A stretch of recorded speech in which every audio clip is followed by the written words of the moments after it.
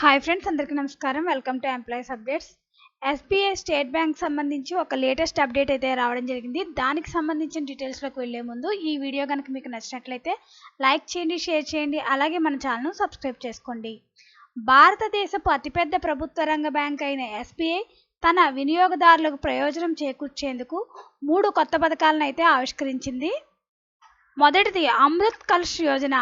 అమృత్ కలష్ యోజన దరఖాస్తు గడువు మార్చి 31 వరకు పొడిగించబడింది. ఈ పథకం 7.10% ఆకర్షణీయమైన వడ్డీ రేటుతో ఆర్థిక పెట్టుబడి అవకాశాన్ని అందిస్తుంది. ఈ పథకాన్ని ఎంచుకునే ఖాతాదారులు దీర్ఘకాలిక పొదుపు ప్రణాళిక ప్రయోజనాలను పొందవచ్చు.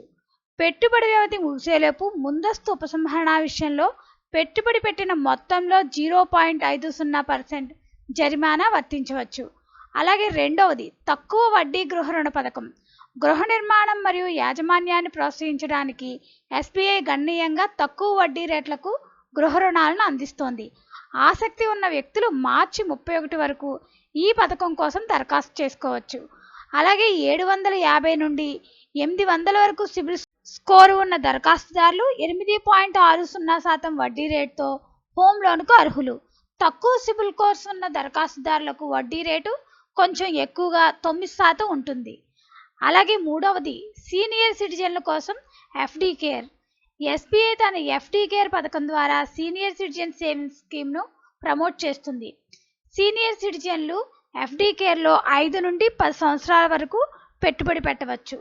ఈ పథకం కింద సీనియర్ సిటిజన్లు 7.50% వరకు ఆకర్షణీయమైన వడ్డీ రేటును పొందుతారు.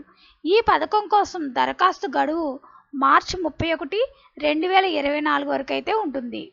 సో ఫ్రెండ్స్, ఎస్బీఐచే ఈ కొత్త పథకాలు తన కస్టమర్లకు ఆర్థిక భద్రత, పెట్టుబడి అవకాశాలు మరియు హౌసింగ్ సపోర్ట్ అందించడానికి రూపొందించబడ్డాయి. అలాగే ఎస్బీఐ అందించే ఆకర్షణీయమైన ఆఫర్ల నుండి ప్రయోజనం పొందేందుకు దరఖాస్తు గడువు కంటే ముందే ఈ పథకాల ప్రయోజనాన్ని పొందాలని ఖాతాదారులు ప్రోత్సహింపబడ్డారు.